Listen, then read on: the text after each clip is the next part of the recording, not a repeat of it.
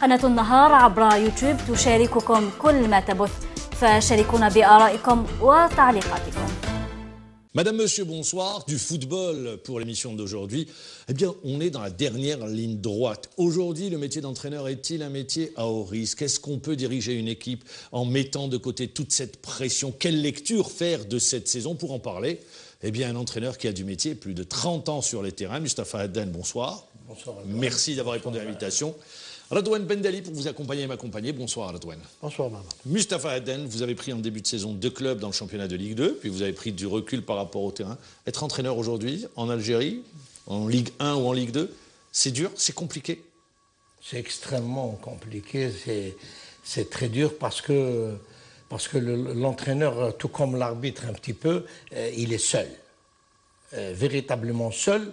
Et quand vous dites seul, c'est-à-dire il y a des dirigeants, non? Il y a des dirigeants, mais qui font preuve d'un laxisme extraordinaire. Quand vous dites ça, c'est sur votre expérience de cette année ou sur ce que vous avez vécu les dernières années? Non, sur l'expérience de toute ma carrière d'entraîneur, à différents degrés, bien sûr. Rarement, vous allez, par exemple, le point fondamental dans une équipe, l'entraîneur, quand il est amené et ils sont nombreux, quand ils sont amenés à prendre des décisions à l'encontre des joueurs. Eh bien, la plupart des cas, le joueur ira se plaindre auprès du président qui le conforte quelque peu au détriment de l'autorité de la prise en main du joueur par l'entraîneur. Alors, je voudrais revenir, juste pour rebondir, après je céderai la main à Radouane Bendali. Vous, l'entraîneur qui avait plus de 30 ans sur les terrains de football, vous comprenez, seulement 3 clubs qui n'ont pas bougé, qui n'ont pas changé d'entraîneur. Pour la majorité des clubs ont changé d'entraîneur, si ce n'est pas une fois, des fois même 2, 3, même 4 fois. Est-ce que vous le comprenez ou vous dites, c'est les entraîneurs, c'est les présidents ou les dirigeants, ils ne savent plus ce qu'ils doivent faire et donc ils partent au plus pressé, c'est des solutions de replâtrage? Oui, certainement. C'est la lecture que vous faites? Tout à fait d'accord, je vais m'expliquer. D'ailleurs, si on est amené à faire un parallèle entre les clubs aujourd'hui en Ligue 1 professionnelle, qui sont dans le haut du tableau, et ceux qui sont plus dans le bas ou dans le ventre mou qu'on appelle communément du classement, vous trouverez que les entraîneurs, les clubs qui ont gardé leur entraîneur font preuve de plus de régularité dans le championnat. À l'inverse de ceux qui ont procédé à des changements. C'est la pression qui emmène les dirigeants à changer d'entraîneur? C'est la pression. C'est la rue, la pression, des résultats. C'est un peu de tout. C'est la pression qui existe et qui pèse bien sûr sur les dirigeants, mais qui ont la solution de rechange toute proche, c'est changer l'entraîneur. La pression et aujourd'hui la rue qui commande. Le football a été remis, avec tout le respect que nous avons pour tout le monde, a été remis à la rue et il y a ce que j'ai appelé un environnement nouveau qui est venu s'incruster dans les clubs et c'est devenu presque une direction parallèle à l'équipe dirigeante qui est dépossédée de toutes ses prérogatives. Et ce groupe de personnes qui vivent à l'intérieur du club, dans l'environnement immédiat, qui n'ont aucune fonction officielle le plus souvent, ils font et défendent les entraîneurs, recrutent et libèrent les joueurs, et maintenant, aujourd'hui, même les présidents sont quelque peu menacés. Voilà la situation. C'est ça l'environnement, la photographie, aujourd'hui? Je crois, de mon point de vue, que c'est celle-là la photographie qu'on peut faire de l'entraîneur au sein des clubs. Je vais vous dire plus si vous permettez. Aujourd'hui, l'entraîneur, il vit un calvaire. C'est un examen de passage permanent à chaque rencontre de championnat. Mais dans la semaine, ce qu'il vit, c'est absolument ahurissant. Quand l'entraîneur vient avec toute sa bonne volonté à l'entraînement, vous pouvez me croire, Ma'ammar, c'est extraordinaire l'atmosphère qui règne dans les clubs. À l'arrivée, pourquoi? Parce que tout un chacun a son chouchou de joueur qui, pour une raison ou une autre, ne joue pas. Pour un plan de jeu, par exemple, donné, ne joue pas. Il devient votre ennemi juré. Et lui, il possède aussi toute son équipe qui le soutient. Et la plupart des cas, c'est dans le club même. En plus de l'environnement, c'est-à-dire quand vous allez à l'entraînement, le premier que vous rencontrez, ça pourrait être le magasinier, ça pourrait être le soigneur, ça pourrait être le chauffeur de bus, ça pourrait être un dirigeant. Il vous foudroie de regards absolument... c'est-à-dire vous n'avez qu'envie de faire demi-tour. Alors, ils vous font perdre déjà tout cet enthousiasme, cette...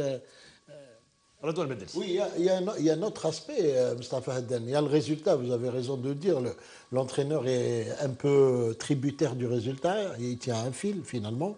Mais il y a un autre aspect, vous l'incarnez très bien, puisque vous faites partie de ces entraîneurs atypiques qui ont des principes et qui refusent tout compromis ou toute compromission avec les injonctions des dirigeants. Alors, plusieurs fois, vous avez quitté des clubs parce qu'on vous a imposé quelque chose que vous n'acceptiez pas, même des choses pas catholiques du tout. Hein. On peut en parler aujourd'hui, puisque ça fait longtemps. Alors, est-ce que vous pensez qu'aujourd'hui, les entraîneurs qui durent, ce sont les entraîneurs qui n'ont pas de principe? Non, je n'irai pas... Non, oui, mais je réponds à la question, Ardouane. Je n'irai pas dire ça, mais je suis entraîneur, je suis censé défendre la corporation, mais il y a des vérités qu'il faut dire. Oui, pour certains d'entre eux, oui, ils acceptent des situations, des compromis avec les dirigeants et on leur impose avec même... les supporters avec les supporters également, au point de leur imposer même des joueurs dans l'équipe. Je vais, si vous permettez, je vais citer un truc qui m'est arrivé personnellement, même si je n'ai pas tellement envie de parler de ma propre expérience. Mais le dernier passage à la GSMB, il y a eu, j'ai passé une semaine, je suis parti. Pourquoi? La véritable raison. Même si, effectivement, j'ai fait un pic de tension artérielle. Les supporters sont venus sur le terrain à l'entraînement. Figurez-vous, qu'est-ce que les supporters m'ont dit? Ils sont restés sur le terrain pendant au moins 2 heures en train de bousculer, de frapper. Je venais de débarquer, ils me disent Cheikh, vous venez d'arriver, vous n'avez aucune responsabilité. Mais voilà, Fergani, c'est nous qui l'avons démis, alors que l'équipe était deuxième.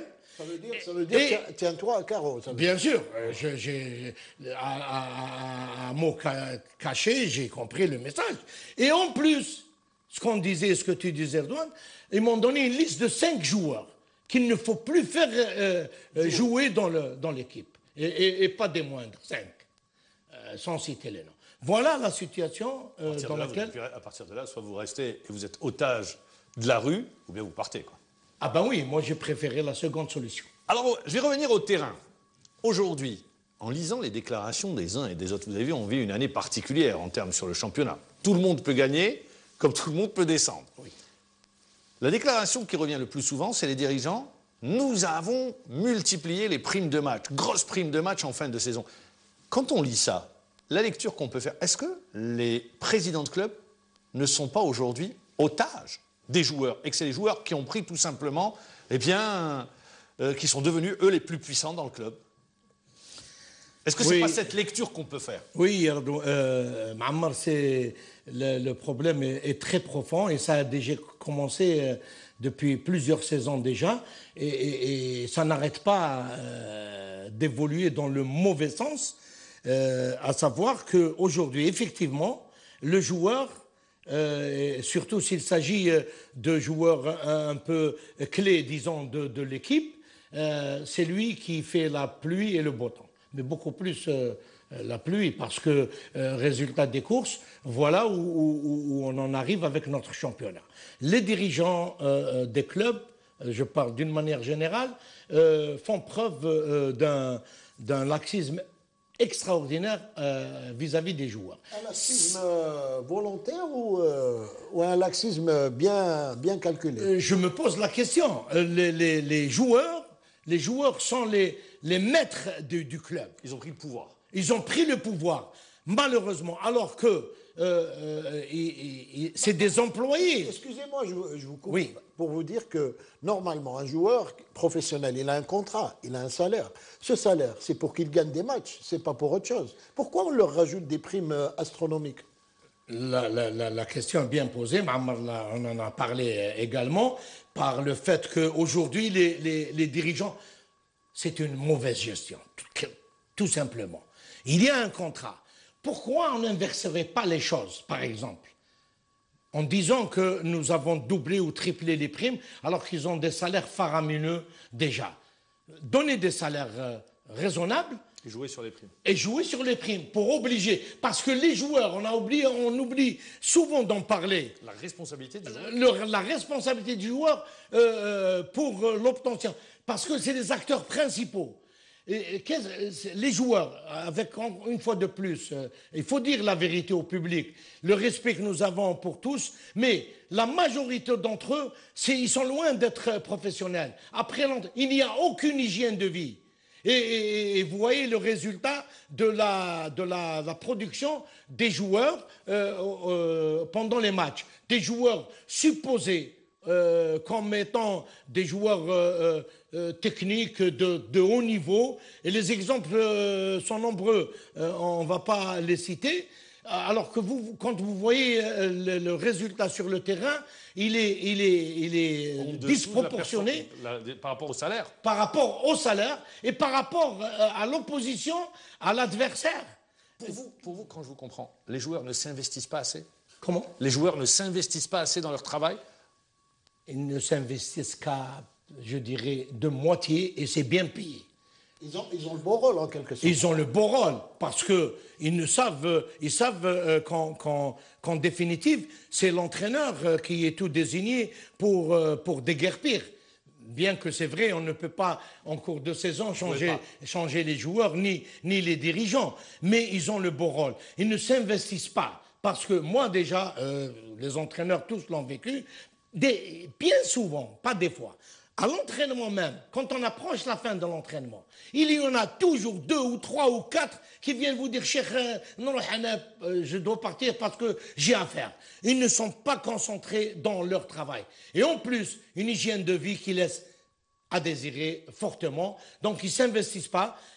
Parce que, attention, il y a la préparation. Et le public non averti, quand il vient au stade, quand il voit des joueurs renommés, et leur production, on s'attaque à l'entraîneur. Qu'est-ce qui se passe? Ces joueurs ne s'entraînent pas.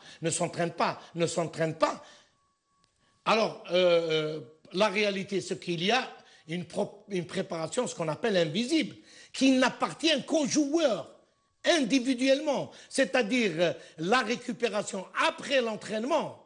Qu'est-ce qu'il fait après l'entraînement jusqu'à l'entraînement suivant? Vous ne pouvez pas mettre un policier derrière chaque joueur. C'est pas possible. Voilà, on ne pourrait pas mettre... C'est ça le professionnalisme. C'est ça le professionnalisme. Quand on voit des joueurs professionnels, comme par exemple j'ai eu à lire le cas Zidane, il n'est pas, avec toutes les qualités innées qu'il possédait, c'est un bonhomme qui dormait à 9h le soir, qui n'a jamais connu une discothèque, c'est pas comme ça. Or, c'est pas ce qui se fait chez nos joueurs. La préparation invisible, elle est vraiment inexistante. Il veille, il fait beaucoup de choses. Peut-être un manque de maturité également. Non. Oui, peut-être, mais... Dans la formation. C'est la formation. Au niveau de la formation. Oui, la formation dont on parle, c'est vrai que dans la carrière d'un footballeur, il y a 2 périodes que les gens doivent comprendre. Il y a 2 périodes distinctes. La période de formation qui n'existe pas chez nous et la période d'utilisation, c'est-à-dire la formation et la préformation à un âge très jeune qui fait une préparation aussi bien footballistique, technique, tactique, mais aussi morale, éducative, responsable. Et c'est ce qui ne se fait pas. Est-ce que, comme à l'école, il n'y a pas une responsabilité des parents aujourd'hui? Beaucoup de parents sont là, accompagnent les enfants et beaucoup de parents deviennent managers de joueurs. Et on perd les points de repère. Oui, là, c'est exact. C'est tellement... Les mots qui rongent le football sont tellement nombreux. c'est une question, à la base, je dirais, surtout, c'est une question aussi de parents. Parce qu'aujourd'hui, qu'est-ce que vous trouvez d'une manière générale au niveau des écoles de football ou dans les petites catégories? C'est des joueurs qui ne sont pas doués. Parce qu'il ne faut pas se mentir, ni mentir au public. Le joueur qui doit être dans l'école de football ou dans les catégories de jeunes, c'est d'abord un joueur qui doit posséder un don, des qualités innées qu'on doit parfaire dans la période de formation. Or, aujourd'hui, ce qui se passe, il faut le dire, malheureusement, et tout le monde est impliqué, y compris ce qui est grave. On prend les enfants par piston, il faut par dire piston, les choses. c'est le terme. Donc, par piston? Les écoles de football sont devenues des jardins d'enfants. Des jardins d'enfants, et avec intérêt, y compris par une certaine catégorie de jeunes entraîneurs qui débutent dans le métier. Dans beaucoup de cas, Ardouane, le joueur, quand il vient, la question lui est posée par l'entraîneur. Ton papa, où il travaille, ta maman, qu'est-ce qu'elle fait dans la vie professionnelle pour envisager, et on garde l'enfant qui n'est pas bon, et aussi le nouvel environnement que j'ai appelé, c'est-à-dire il y a le sponsor, il y a le politique, il y a toutes ces personnes qui agissent dans l'environnement du club, par le fait qu'il ait sponsorisé le club ou par le fait qu'il soit, je m'excuse, une autorité politique de la ville qui est introduite dans le club, et ils viennent vous imposer des joueurs. Ça, ce dont vous parlez, c'est tous les dérapages, disons, auxquels on assiste dans le cursus ou dans la formation d'un joueur ou dans la gestion d'un club. Maintenant, je vais revenir avec vous sur la compétition nationale en elle-même. À travers ce que vous dites également, tout le monde est étonné, c'est des questions qui reviennent. Est-ce que pour vous, c'est paradoxal, dans le même temps où le football algérien vit des difficultés, en termes de production de joueurs, de talent, d'avoir 3 clubs qualifiés en quart de finale de Champions League? Est-ce que c'est paradoxal ou vous dites non? Non, moi je dis, tout le monde a le droit, tout un chacun, de faire la lecture de qu'il veut. Votre lecture. Ma lecture à moi, c'est que même s'il y a une tendance peut-être à dire que le championnat, le niveau s'est nivelé plus par le bas que par le haut, disons par le milieu plutôt. Voilà, Ardouane me l'avait dit aussi, oui. Disons au moins par le milieu. Parce que là, quand vous faites une analyse, vous trouvez les clubs traditionnellement ténors du championnat national, en l'occurrence l'USMA d'Alger, le Mouloudia d'Alger, la JS Kabylie, qui jouait le grand rôle. Et traditionnellement, c'est des équipes qui ont un sacré palmarès avec des titres et de coupes, de championnats et même de participation à la Ligue des Champions et dans les compétitions de la CAF. C'est ces équipes-là qui accusent le pas quelque peu.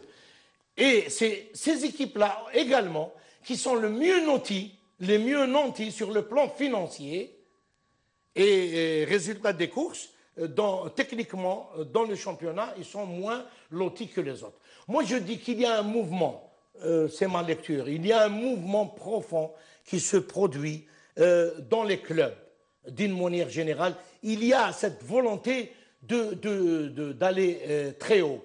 Et le meilleur exemple là aussi, on peut l'avoir avec les équipes qui ont animé la finale de Coupe d'Algérie, le MOB de Béjaïa et l'Arba. Aujourd'hui, par extension, on voit Relizane et Tadjenant qui se pointent pour accéder. Il y a quelque chose qui bouge dans les clubs à petit budget, qui ne sont pas traditionnellement, comme je disais, des équipes qui jouent les titres. Il y a quelque chose qui se fait. On l'a vu ces dernières saisons, la JS Saoura, l'Erba, pour aller dans le même sens de ce que vous dites, le MOB qui vient d'arriver, Tadjenant qui arrive également, Ain Fakron qui a fait son apparition. Ça, c'est les nouveaux clubs dans la carte du football national. Pour vous, sur cette fin de saison, parce qu'on arrive à la fin de l'émission, c'est Sétif qui sera champion d'Algérie? C'est dur de répondre, mais Sétif, dans de très fortes proportions, sera champion d'Algérie. Ils ont 4 points d'avance pour peu qu'ils négocient, notamment le match de Belouizdad à Alger, et ils seront champions d'Algérie. Merci Mustapha Haddan. Merci C'est passé très vous, très vite. Merci à Redouane Bendali également, c'est passé très vite. Moi je vous dis merci de nous avoir suivis. On se retrouve demain à la même heure comme invité Valdo, l'entraîneur adjoint du Mouloudia d'Alger. Merci, au revoir, bonne soirée. لتصلك آخر مستجداتنا اشترك معنا عبر صفحتنا الرسمية